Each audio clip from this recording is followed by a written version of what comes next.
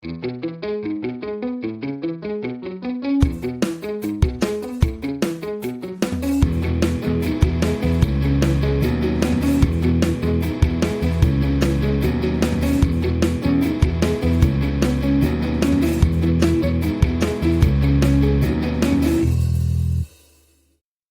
and welcome to Disseminate, the computer science research podcast. As usual, Jack here. Today is another episode of our ongoing Cutting Edge series, and today I'll be talking to Raunak Shah about his paper from SIGMOD recently, R2D2, Reducing Redundancy and Duplication in Data Lakes. Raunak is currently doing his master's at the University of Illinois Urbana-Champaign. Cool. Anyway, so let's dive straight in then. So it's always customary on the podcast for the guests to tell us a little bit more about themselves in their own words and how they got interested in research and, specifically database research. So, what's your story, Raunak? Yeah, so my first time getting into research was during my undergrad. So then at that time, I was more into machine learning research and perception, that sort of thing. And later on, I worked at Adobe for about 2 years, and then I wanted to try something more deterministic. So then I moved sort of into data and systems. And since then, I've sort of been more in that area, even now at UAC and in my current internship at Lance DB. Nice, cool. What's the master plan in it? Is it PhD on the horizon, or is it you're going to go back into industry, go work at Lance DB maybe? We'll see. Yeah. I think so. It's a thesis master's, but I'll probably go back into the industry. That's the idea at the moment. That sounds cool. So let's talk about R2D2 then in the paper you recently published at SIGMOD. But to do that, let's set a little bit of context for the chat for the listener. So data lakes are really important for this paper, obviously. So can you maybe start us off by telling kind of what the heck even is a data lake? Yeah. So, basically, very large data stores. Nowadays, you have huge companies processing huge amounts of data. And specifically in data lakes, you can store both structured and unstructured data. And maybe for the context of what we're talking about, the work that I presented at SIGMOD. So most of the data was stored in the enterprise Azure data lake, and it was in Parquet format. So Adobe gets hundreds of customers, all of this data, petabyte scale, and typically the access points were through cloud, so Apache Spark, that sort of thing. And there's huge scope for optimization in such a landscape. Yeah, so kind of going off that then, I guess you said there's plenty of room for optimization. So kind of what are those areas for optimization? I guess kind of the question I'm getting at is what are the problems that kind of come with data lakes? And I guess that kind of would then lead naturally into what the goal of your work was with R2D2. Yeah, so of course there's a lot of room for improvement. In fact, we had presented another paper at ICDE previous year that was focused on optimizing storage costs. This is more focused on reducing the redundancy and duplication. But basically, I can maybe talk about two problems that this work focuses on in more detail. So one is, because you have such large amounts of data, then the data regulation becomes very important. So you have things like GDPR policies and all. So if you don't manage your data properly, then you get fined, and that can be millions or billions of dollars. And because of this, companies try to ensure compliance. And because of that, you can end up with higher data maintenance costs. For example, you might have to do a full table scan to delete a row from a table or to find some user's data in the entire table. And full table scans are very expensive, especially at such a large scale. Another thing is you can have a lot of redundant and untracked data. And in many cases, which is similar to what we were dealing with, you can have a lack of data lineage information. So you don't know you might have a lot of duplicates, but you don't know where those duplicates came from or what the root data set was. And that makes it even harder to, maintain compliance with regulations and hard for users to figure out what data should be deleted after a certain point.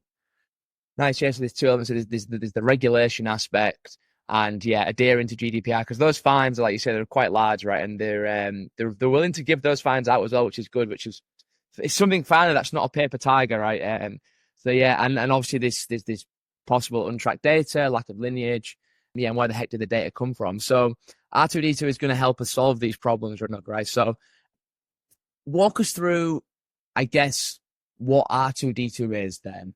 And at some point, we're going to need to get into the name and how it ended up being called R2D2 as well.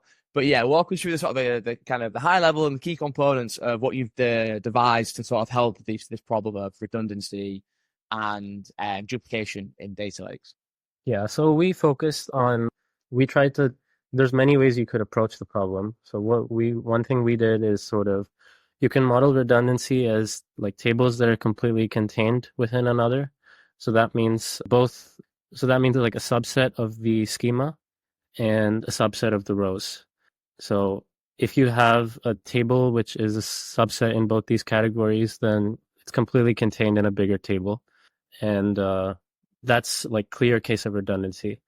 Of course, you can also have overlapping tables, and we also like address that case in the paper. But most of the paper focuses on this case of complete containment. And the main like naive solution you would think of when you think of like I want to identify duplicates is you would just hash. You would think of like hashing the rows or doing something like that, and then comparing the hashed rows of multiple tables, right? But the problem with that is it gets very expensive, especially when you have tables at such large scales. So we tried to like come up with we brainstormed about several approaches that we could use to do this in a more scalable way. And we wanted this to work at an enterprise level. Like we wanted to work in the real world. So that did limit like some of the things that we could do. But finally we came up with an approach that was like focus more on identifying which tables are not duplicates and sort of pruning the space of possibilities in that way. So at a high level, we divided our pipeline into 4 stages. So first, we identified schema level containment. So now you have a graph of tables. An edge from table A to table B means that table B is contained, the schema of table B is contained within the schema of table A. But of course, there's a lot of like false cases in this. You need to eliminate many cases to identify the real duplicates. So then we used like statistical pruning to eliminate more edges from this graph. And finally, we looked at the actual contents in content level pruning, which is the 3rd step. And that really reduced the number of edges in the graph. And the final step is like you recommend data sets for deletion from the graph that's left over. And that's the optimization step. So yeah, that's at a high level. Nice, cool. So, yeah, so to run through those real quick. So the first one is the schema level. You're building this graph of like draw the edge between the 2 tables. Is that like how much of that is sort of a manual process of you being able, how much are you able to automate that? Because I don't know, there might be sort of like table A may be contained within table B, for example, but how easy is it to sort of deduce that off the fact that the column might be a different name, for example, but it might be the same thing? There's sort of a semantic sort of mapping you need to make there as well, right? Yeah, so this is more going into the case of approximate containment. So if you know that 2 tables are talking about the same content, if you have that domain knowledge, then you can make that kind of mapping. But it's important that the tables are talking about the same thing. So if you have the domain knowledge, then you can do that. But the way we do the schema step is like it's not enough to just like you could look at each pair one by one, like each pair of tables, but that could also takes time. So we use like a clustering type of algorithm to create an approximate graph, like by processing multiple tables sequentially. Yeah, for that step, then you get the statistical pruning, number 2, and then the content level pruning is the last step. And then, so I'm really interested. I'm going to go into the evaluation here and see how. I'm really interested to see how many edges you were able to prune at each sort of these steps. So before we sort of do go in that, then set the scene for us in terms of how you went actually evaluating R2D2. And yeah, like what was the setup, and tell us what the data you used, and yeah, the experiments you ran to sort of evaluate the performance of this nice pipeline you developed. So we had a bunch of like customer data at like scale of terabytes, and we also had used some synthetic data, which So we got a good balance of data across like megabytes to gigabytes to terabytes. And we wanted to like, evaluate our pipeline on each of these cases. So one thing you could easily use for evaluation is figure out the number of edges in the containment graph after each step. So and see how the number of edges is reducing and how much you're able to prune the graph. So that's one metric. You can look at the number of incorrect edges. And the way we've designed the pipeline is such that you'll always capture all of the correct edges, so you won't miss any cases of containment. So we're more focused on pruning the wrong edges than figuring out the right ones, because all of them are right. And another thing is very important is like the time the pipeline takes at each step and the number of row level operations that happen at each step. So we also compare on those metrics. And finally, we also run scale tests. And for the optimization, we check the number of GDPR row scans that we can save and the amount of dollar cost savings approximately, and how that varies with the percentage of containment. So yeah, of course, not exact numbers, but just projected. Yeah, cool. So yeah, tell us what the results were then. Was it how good did R2D2 perform then? Let's run through these metrics you tracked here.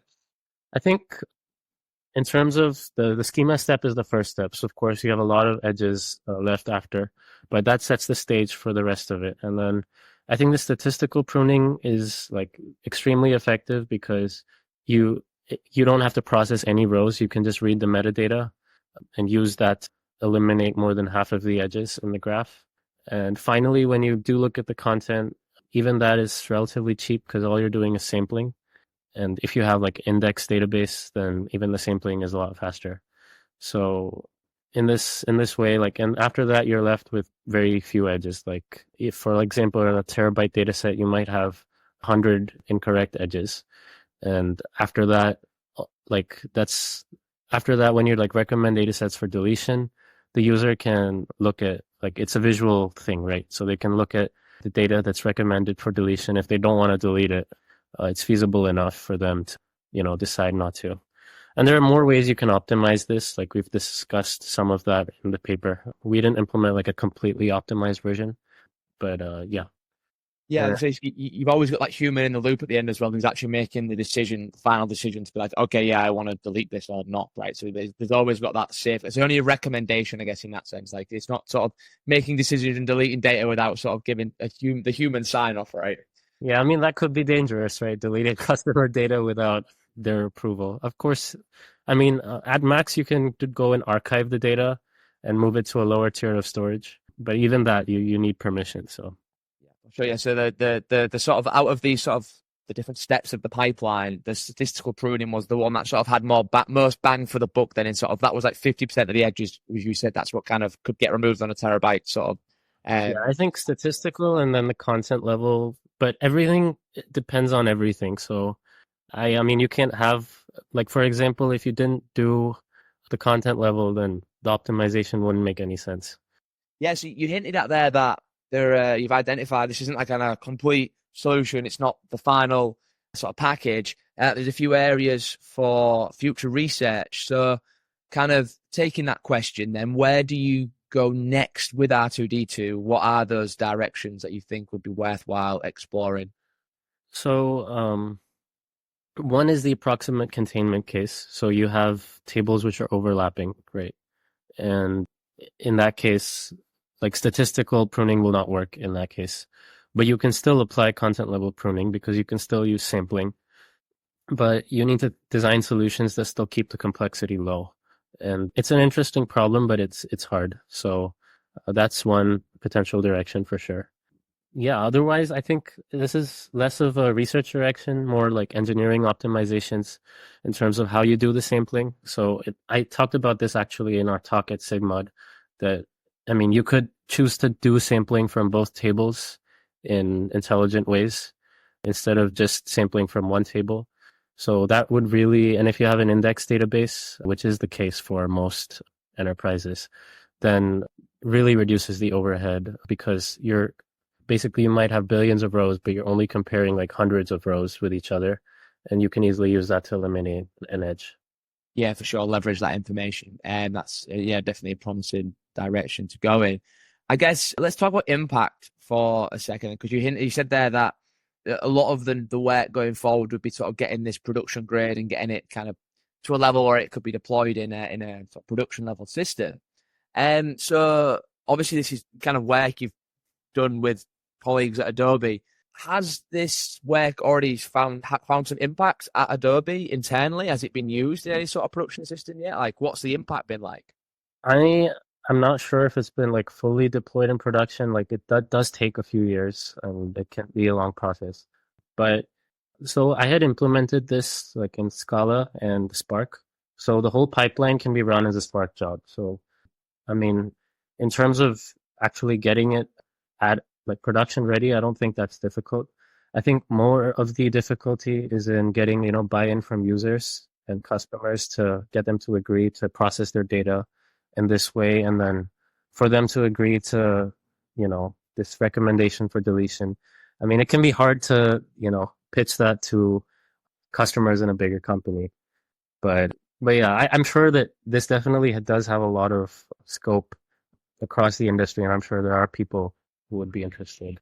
Yeah, for sure. How easy do you think it would be now to sort of like, as a I don't know, someone who's got some data stored in, I don't know, Azure, whatever, and I want to basically run your tool. How easy would it be to take what's there now? I mean, I presume it's kind of open source, available on GitHub. Could I take that the code you've wrote and use it? Would that be pretty easy to do, or there'd be a bit painful maybe? How easy would it be to use it?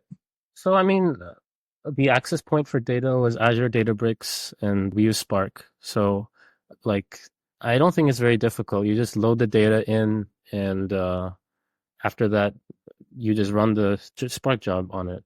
There's no other dependency really. Maybe the data format, depending on that, you might have to change a few fields in the schema and all. But yeah, unfortunately though, the code is not open source because it was written while I was working at Adobe, so that becomes proprietary. But all of the algorithms that I described, they're all described in the paper in a lot of detail, and it's like nothing is left out, so it's easy to implement. Yeah, that's cool. That's really nice. That is, we can recreate it if we need to, right? And how long was the implementation effort then? Was it quite a challenging thing to implement? I think getting the scalability facts stuff in was a bit of a challenge because you need to think about what kind of operations you're doing and optimize the performance at each step.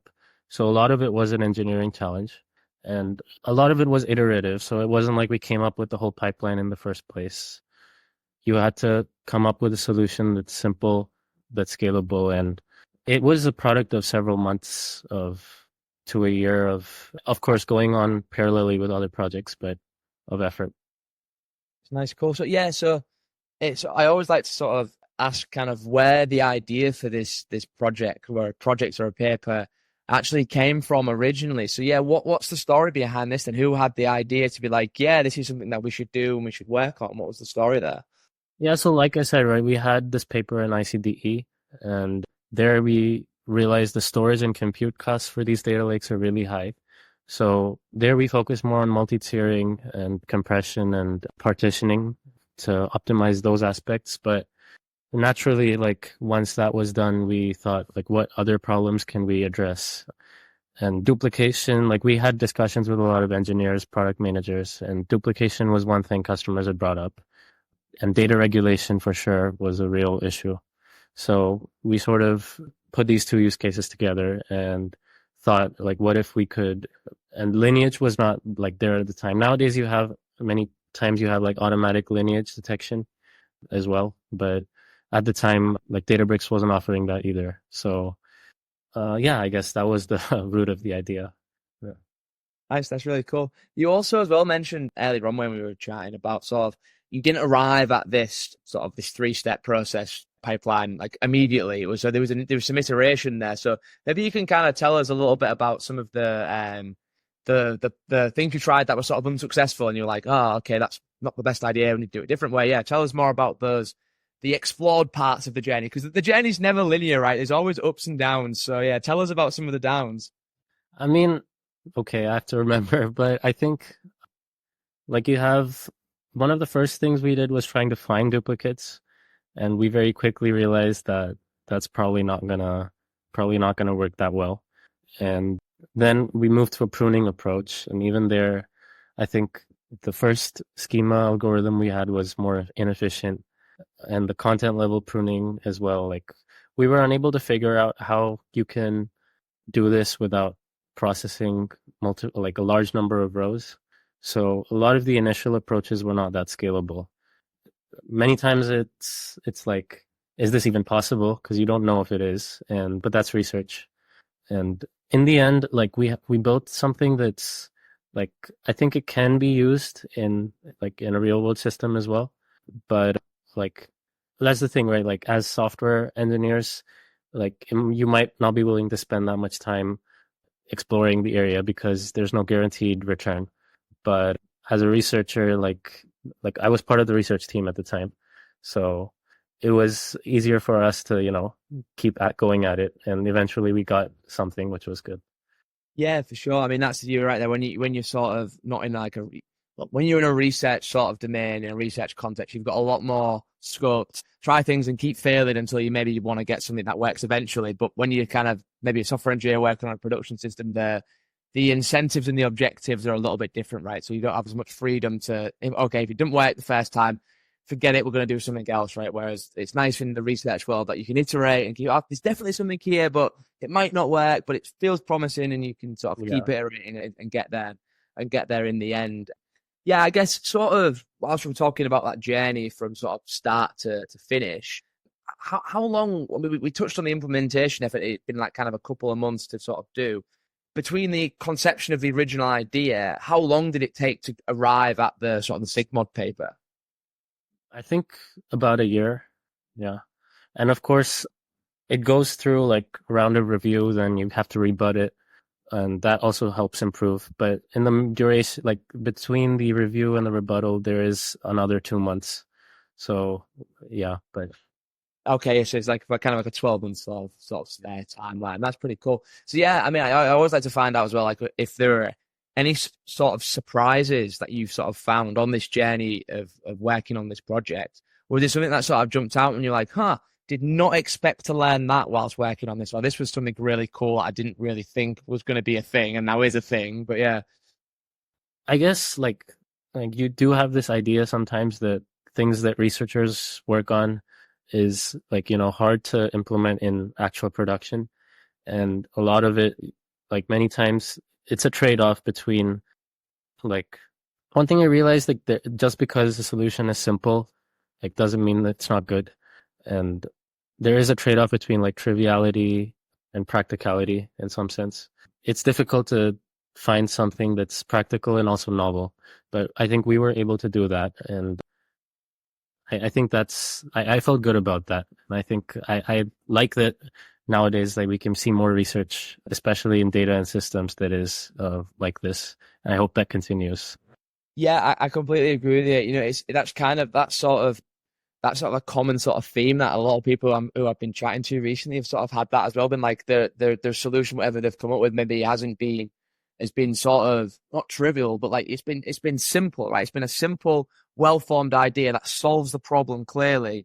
And those ideas are so much more easier to sort of to sell to industry as well and get people to actually go and implement because they can reason about them, right? They're very explainable, they're very understandable. So okay, I can reason about this in my brain. Okay, I've got some confidence in this. Whereas a big, complex, sort of fancy solution, maybe, yeah, people sometimes conflate complexity with quality, and those two things don't correlate in they shouldn't do anyway. But so I completely agree with you there.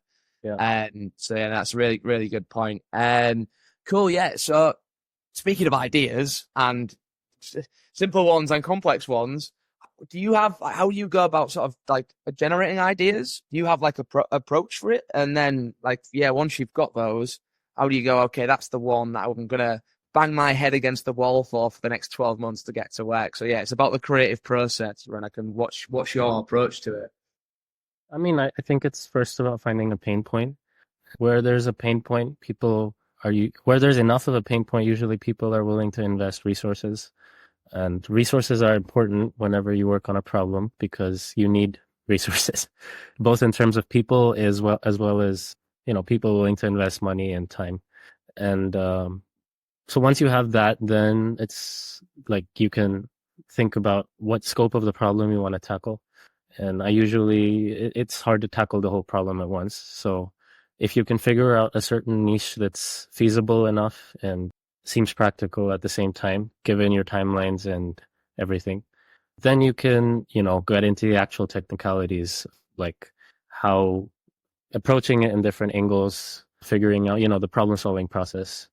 And once I think after a bit of exploration, you get the idea of how much scope this has, how much time it's worth investing into, like you want to put more into it or not. And after that, I suppose, yeah, you can like choose to invest more resources, spend more time, and eventually like it either works or it doesn't, but that's the process.